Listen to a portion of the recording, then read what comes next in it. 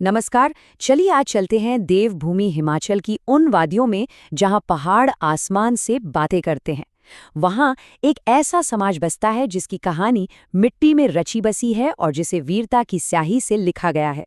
तो आज हम चनल समाज के इसी अनसुने इतिहास के कुछ पन्ने पलटने जा रहे हैं। तो सवाल ये उठता है कि आखिर ये धरती के पुत्र है कौन? वो कौन लोग हैं जिन्हें इस भूमि का असली बेटा कहा जाता है?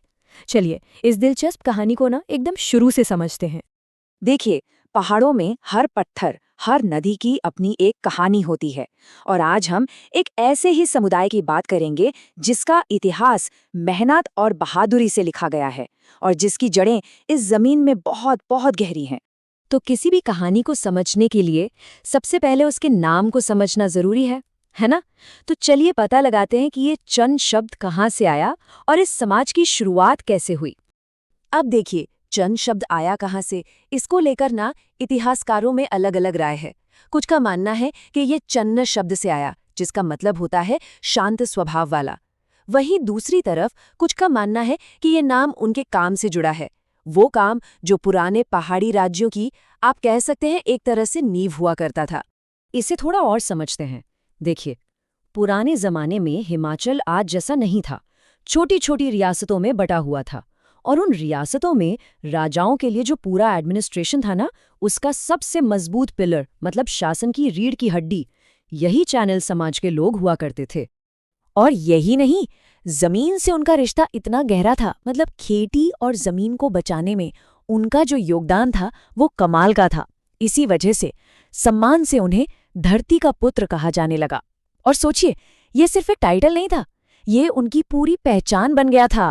लेकिन कहानी यही खत्म नहीं होती। इस समुदाय की पहचान का सिर्फ एक ही पहलू नहीं था। मिट्टी से तो रिश्ता था ही, पर उनकी एक और पहचान थी जो तलवार की धार से बनी थी। जी हाँ, वो बहुत ही काबिल योद्धा भी थे। तो मतलब इनकी एक तरह से दोहरी पहचान थी। एक तरफ वो किसान थे जो अपनी मेहनत से जमीन को सोना बना देते थे, और दूसरी तरफ वही हाथ जरूरत पड़ने पर अपनी मातृभूमि की रक्षा के लिए तलवार भी उठा लेते थे। बाहरी खतरों से अपनी जमीन को बचाने वाले सबसे बड़े रक्षक। अब कोई भी समाज वो एक साथ कैसे रहता है, उसकी कुछ बुनियाद होती है ना? तो चोल समाज की नींव भी ऐसे ही 4 मजबूत स्तंभों पर टिकी थी। सबसे पहले तो भाईचारा, अटूट भाईचारा जो हर मुश्किल में उन्हें जोड़े रखता था। फिर थी उनकी साझा संस्कृति और अपने देवी देवताओं पर पक्की आस्था। और हाँ, उनके लोकगीत और कला, अरे भाई, उनमें तो पहाड़ों का पूरा जीवन बसता था, सुख भी दुख भी। सब कुछ ठीक चल रहा था, लेकिन फिर जैसा कि इतिहास में अक्सर होता है, कहानी में एक बहुत बड़ा मोड़ आया। समय था 19वीं सदी का और पहाड़ों में दस्तक दी अंग्रेजों ने। और उनके आने से इन समुदायों की जिंदगी पूरी तरह से बदलने वाली थी। देखिए, अंग्रेज आए तो अपने साथ नए नए कानून भी लाए। और ये जो लैंड रेवेन्यू और फॉरेस्ट टैक्स जैसे कानून थे इन्होंने चनल समाज की जो सदियों से चली आ रही आर्थिक व्यवस्था थी, उसकी कमर ही तोड़ दी। सोचिए, जो धरती के पुत्र थे, उन्हें अपनी ही जमीन पर कितनी मुश्किलों का सामना करना पड़ा होगा। पर जैसा मैंने कहा, ये योद्धा भी थे, तो इतनी आसानी से हार मानने वालों में से नहीं थे। इन मुश्किलों के बीच उन्होंने अंधेरे में एक नई रोशनी, एक नया रास्ता खोज निकाला, एम्पावरमेंट का, सशक्तिकरण का। तो सबसे पहले तो उन्होंने अपने हक के लिए आवाज उठाई, और वो ये बात समझ गए थे कि आने वाले वक्त की जो लड़ाई है वो हथियारों से नहीं, बल्कि कलम और किताब से, मतलब शिक्षा से लड़ी जाएगी। तो उन्होंने शिक्षा को अपनाया। और सिर्फ इतना ही नहीं, देश की आज़ादी की लड़ाई में भी समाज के कई लोगों ने, क्रांतिकारियों का साथ दिया।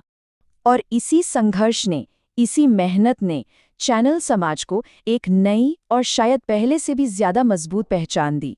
तो चलिए अब जरा देखते हैं कि आज के दौर में ये समुदाय कहाँ तक पहुंचा है। तो जो बदलाव आया वो साफ दिखता है। पारंपरिक खेतीबाड़ी से आगे निकलकर इस समाज ने अब मॉडर्न प्रोफेशंस में भी अपनी एक अलग जगह बना ली है।